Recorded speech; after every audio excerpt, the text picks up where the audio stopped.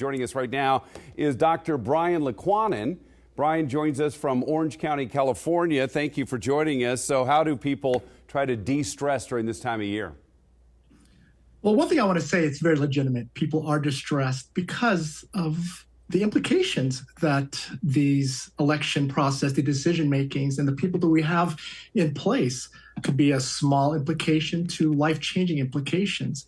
And so one of the things that's really important to recognize is to be managed of how much information we take in. For the past few months, weeks, to even years, we've been very impassioned and invested in this. And we take so much, whether it be social media, whether it be the news, whether it be conversations with our partners and family members at the workplace and social gatherings. We have to be able to step back and set a boundary and limit and tell people and give yourself permission to say, you know what, I've had my emotional fill right now, and this is not something I want to engage in or partake in, and I want to enjoy myself, enjoy your company. So that'd be one of the biggest things we need to do, is set those boundaries and be okay with that. So if we're at a cocktail party or a sports book here in Las Vegas and somebody wants to talk politics, what do we say to those people?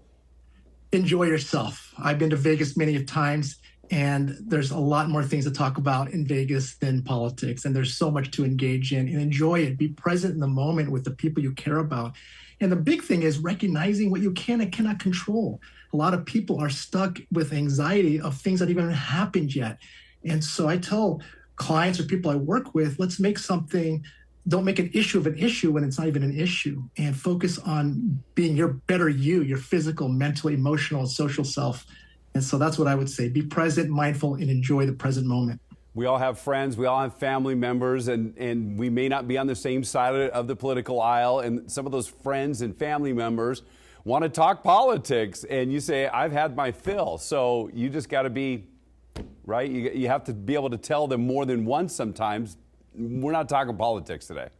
Exactly. And you can even be specific, if you have an event coming up, and be very specific with the host and say, hey, let's not make this a political conversation, especially as the time nears. Let's really enjoy it, so you can communicate with someone and coordinate. But yes, absolutely. If you have to tell them several times, you tell them several times. But the biggest part is let yourself know that, hey, I'm okay with not engaging in it, and you can communicate that effectively and sometimes repeatedly. But if you're assertive with your energy about how you communicate that, people that care about you will get it. Okay, we got about 30 seconds left here, Doctor. How about next Tuesday when we get the election results, or just days after that? People right now on both sides of the aisle are freaked out if their candidate doesn't win. What would you say to those people?